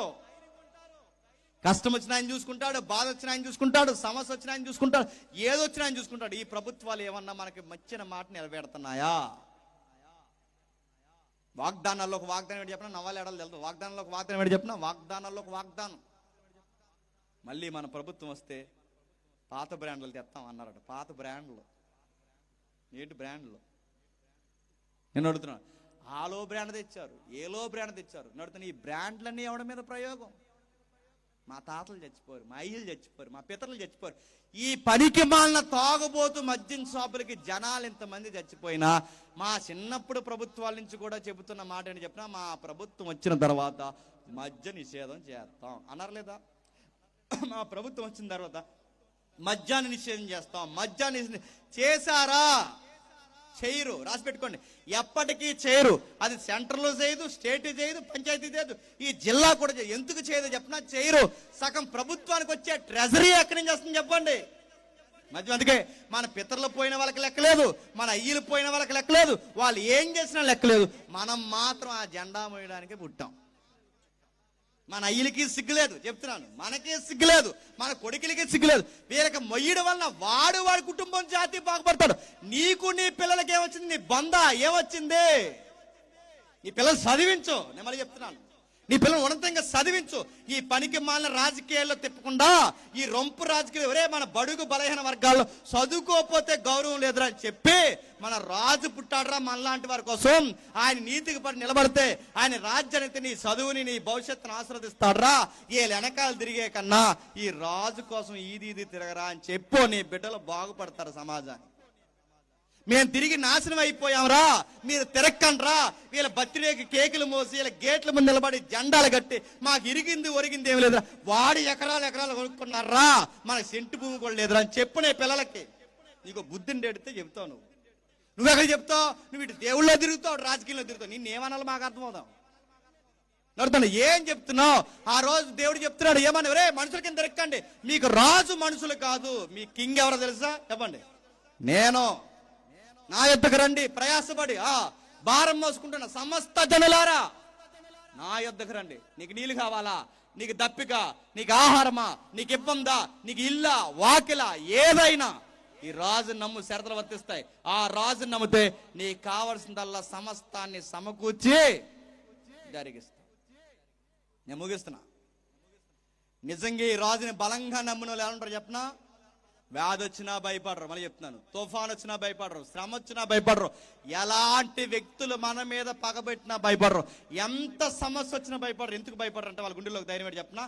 మాతో రాజు ఉన్నాడు, మాకు భయం లేదు. ఎందుకంటే తుఫాన్ అయినా, ఖడ్గమైనా, కరువైనా, ఏదైనా మేము భయపడం. ఎందుకంటే మేము రాజును నమ్ముకుని బతుకుతున్నాం. ఇక్కడ జగన్ గెలిస్తే ఏంటి, గెలవపోతే ఏంటి, చంద్రన్ ఎక్కితే ఏంటి, ఎక్కకపోతే ఏంటి, పక్కన రేవంత్ రెడ్డి ఉంటే ఏంటో ఉండకపోతే, కేసీఆర్ వస్తే రాకపోతే, సెంటర్లో మోడీ ఉంటే ఏంటి లేకపోతే ఏంటి, రాహుల్ వస్తే లేకపోతే, ఐక్యరాజ్య సమితిలో అమెరికా సభ్యత్వం ఉంటే లేకపోతే, ఆ సింగపూర్ నుంచి వచ్చి వచ్చిన రాకపోతే అడుగుతాను. రష్యా ప్రధాని మాకు పుతిన్ వస్తే, నా చిన్నప్పటి నుంచి పుతిన్ ఉన్నాడు ఏటో మరి, ఆ పుతిన్ వస్తే రాకపోతే నేను అడుగుతాను. మన మనసు నా రాజకీయ సీఎంలు, పిఎంలు, ఎమ్మెల్యేల మీద లేదు, ఇంటర్నేషనల్ ప్రెసిడెంట్ల మీద లేదు. నా మనసు ఎవరు గెలిచినా ఎవరు ఓడిపోయినా వీళ్ళని బట్టి నేను బతకట్లేదు. నేను ఎవరిని బట్టి బతుకుతున్నానంటే రాజుని బట్టి పోతున్నా. రాజు పేరు గట్టి చెప్పండి, నజరేయుడైన యేసు. ఆ యేసుని పడుతున్నా. ఆ యేసు భూమికి వచ్చాడు. క్రిస్మస్ అంటే ఏంట్రా చెప్పినా, క్రిస్మస్ అంటే ఏంట్రా అని ఎవడైనా మనల్ని అడిగితే ఆన్సర్ చెప్పండి సోదరా. క్రిస్మస్ అంటే ఏంటో తెలుసా? కారణం ఇదిగో, దేవుడే రాజుగా భూమి మీదకి వచ్చాడు, అది క్రిస్మస్.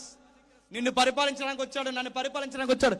ఆయన కిందకు వస్తే వాదాడుతాడు, ఎంత బాగా దీవిస్తాడు తెలుసా? ఆయన భూమి మీద తిరుగుతున్నప్పుడు ఎవరింట్లోనో ఆ పెళ్లి భోజనాలు అయిపోయి ద్రాక్షరసం అయిపోతే ఆ పెళ్లి గౌరవం రోడ్డు మీద పడిపోకూడదని ఆ ఇంటి గౌరవం నిలబెట్టిన రాజు పేరేంటి చెప్పండి? నాజరుడైన యేసు. ఎవరో కుష్ఠరోగులు రోడ్డు అవతల పడేస్తే ఈది వాడ మోతుబర్లు పట్టించుకోకపోతే ఆ కుష్ఠరోగులు ఇలా చేతులెత్తి దావీదు కుమారుడా మమ్మల్ని కాపాడవై అంటే ఆ కుష్ఠరోగులను శుద్ధులుగా మార్చింది ఎవరు చెప్పండి? పేద ఎదవరాలు కొడుకు చనిపోతే భర్త లేడు, కొడుకు లేడు, ఈ కుటుంబీకులు ఎవరో లేరు, ఈ ఊరంతా వెనకాల నడిచినా 3వ రోజుకి ఎవడో కనబడరని చెప్పి ఆ పేద ఎదవరాలకు కూడా కొడుకుని బతికించిన రాజు పేరు ఏంటి చెప్పండి? నాజరుడైన యేసు. ఇప్పుడు చెప్తున్నాను, ఇన్ని అద్భుతాలు జరిగించి అరణ్యంలో ఆహారం ఇచ్చి బట్ట మాయకుండా నీళ్లు అంటే నీళ్ళు ఇచ్చి ఆహారం అంటే ఆహారం ఇచ్చి 40 ఏళ్ళు పోసేసిన ఆ గొప్ప దేవుడు మళ్ళీ చెప్తున్నాడు ఈ క్రిస్మస్ రోజు, నీకు నేనున్నాను. ఇదే క్రిస్మస్. సర్వోన్నతమైన స్థలముల్లో ఆయనకి మహిమ. ఈ వర్తమానం నమ్మి ఆయన్ని బలంగా నమ్మిన వారికి ఈ భూమి మీద చెప్పండి సమాధానం. నాయకుల చేత మాసిపోయిన వారులారా, ఓటర్లుగా నిలబెట్టుకుని మీ మాటలు మర్చిపోయిన వారులారా, ఎవరైతే ఉన్నారో మీ అందరికీ శుభవార్తలు చెప్పినా ఈయన దగ్గరికి రండి, దేవుడు మిమ్మల్ని ఆశీర్వాదకరంగా మారుస్తాడు. ఈ దొంగ రాజకీయాలు వెనకాల తిరగడం మానేయండి. నేను చివరికి ఒక్క మాట చెప్తున్నాను, నిజంగా దేవుడు ఎంత వాగ్దానం మనకి ఇచ్చాడంటే, దేవుడు అన్నాడు, మీకు మీరే పగ తీర్చుకొనక మీ పగలో కూడా చెప్పండి నాకు స్థలం ఇవ్వండి, మీకు మీరే పగ, మీ పగోలను కూడా నేను చెప్పండి నేను ప్రతిఫలం అనుగ్రహిస్తా అన్నాడు. ఒక్క మాట చెప్తున్నాను, నిజంగా అలా ఉంటాడు దేవుడు అంటే ఉంటాడు. నేను చాలా దగ్గర చెప్పిన ఎగ్జాంపుల్ మీరు చెప్తున్నాను, ఒక్క మాట మీరు జ్ఞాపకం చేసుకోండి. మన పగోడు ఎంత పెద్దోడైనా సరే ఆయనకి గనక మనం చెప్పామో ఆయన డీల్ చేస్తాడు. ఒక ఏరియాలో చింత చచ్చిన పులుపు జామున ప్రెసిడెంట్ ఉన్నాడు. వయసు పెద్దది, ఇంకా ఎటకారాలు సావలేదు ఆ పెద్ద మనిషి. ఆ ఏరియాకి కొత్త డాక్టర్ అమ్మలు వస్తే ఆ డాక్టర్ అమ్మలతో ఎటకరాలు ఆడుతూ ఆ డాక్టర్ అమ్మలు అంటున్నాడు, షుగర్ చూడు, బీపీ చూడు, అది చూడు. ఆ పిల్లల్ని కూతురు వయసున్న ఆ పిల్లల్ని ఇబ్బంది పెడుతుంటే ఆ ప్రెసిడెంట్ గారి వాళ్ళ ఇబ్బంది పడి ఆ తర్వాత ఎవరైతే వెళ్ళారో ఆ వెళ్ళిన తర్వాత ఇంటికి వెళ్ళి బాధపడుతుంటే ఆ భర్త అడిగాడు, ఏమని అడిగంటే ఎందుకు డల్లగొన్నావంటే చెప్పలేకపోయింది. ఏమీ లేదని అడిగితే మళ్ళీ చెప్పేసింది, ఏమీ లేదండి ఒకే ఒక విషయం చెప్తున్నాను. ఆ విషయం ఏంటంటే ఆ ప్రెసిడెంట్ గారు మమ్మల్ని చాలా బాధ, తండ్రి వయసు ఉంటుంది మాతో ఎటకారాలు ఆడుతున్నాడంటే కంప్లైంట్ ఇద్దామన్నాడు భర్త. ఎందుకంటే ఏ భర్త తట్టుకోలేడు కంటే కంప్లైంట్లు ఎందుకంటే దేవుడు నమ్ముకున్న బిడ్డలం కనుక పేరు రాసి ప్రార్థన చేద్దాం అన్నారు. పేరు రాశారు, ప్రార్థన చేశారు. కొన్ని రోజులు మర్చిపోయాడు. భర్త అడిగాడు, నిన్ను ఎవడో ప్రెసిడెంట్ ఏరిపెత్తున్నాడు అన్నాగా, ఏమైంది ఆ ప్రెసిడెంట్ కూడా ఉన్నాడంటే మర్చిపోయి ఊళ్ళో అడిగి చెప్తాంది. అడిగింది, ఊళ్ళో అడిగి చెప్తే చెప్పిన సమాధానం చెప్తాం. ఊరని వెళ్ళాడట, ఎక్కడికి వెళ్ళాడు తెలియదట, వస్తాడు రాడు కూడా తెలియదు, ఆడు బతుకున్న లేడు కూడా తెలియదట. అలా అయిపోయిందంట వ్యవహారం. మీకేమర్థమవుతుంది చెప్పండి? మిమ్మల్ని ఎవడైనా మూతపరి కానీ పెద్దోడు కానీ ఏడిపిస్తే ఒకటే సమాధానం చెప్తున్నాను, ఆడి పేరు సీటీ మీద రాసి రాజుకి చెప్పండి, ఊరు వెళ్తారు, ఇంక రారు. సీరియస్గా చెప్తున్నాను, మిమ్మల్ని ఎవరైనా ఇబ్బంది పెడతాడు, అధికారి అయినా ఎవడైనా, మీకు మీరే పగ తీర్చుకొనక చెప్పండి, ఆ పేరు రాసి ఆయనకి చెప్పండి, ఊరు వెళ్తారు చెప్పండి. ఏమైనా కూడా ఆధార్ కార్డులు మీ మీరు గొడవ పెట్టుకుంటే ఎఫ్ఐఆర్లు అవుతాయి, అదే ఆయనకి చెప్తే ఆధార్ కార్డులు కూడా మూసేస్తారు. గుర్తుపెట్టి. అందుకే ఈ రాజు నీకేమిస్తాడు? బాధ, సమస్య, పగ ఏదైనా నీ కొరకు రాజు ఉన్నాడని చెప్పడానికి 2000 సంవత్సరాల క్రితం చెప్పండి భూమి మీదకి వచ్చాడు. ఆ మొదటి రాకలో వచ్చిన వాడు వెళ్తూ ఒక మాట అన్నాడు, మరలా త్వరలోనే రాబోతున్నాను, సిద్ధంగా ఉండన్నాడు. ఆయన రాజ్యంలోకి రండి, ఆయన నియోజకవర్గంలో ఉండండి, ఆయన నీతిని రాజ్యాన్ని ఎదకండి. దేవుడు మీకు కావాల్సిన వాగ్దానాలన్నీ నెరవేర్చి మిమ్మల్ని మీ పిల్లల్ని ఆస్వాదించి క్రిస్మస్ కాంతులతో దేవుడు మిమ్మల్ని దీవించును గాక. Amen, amen, amen.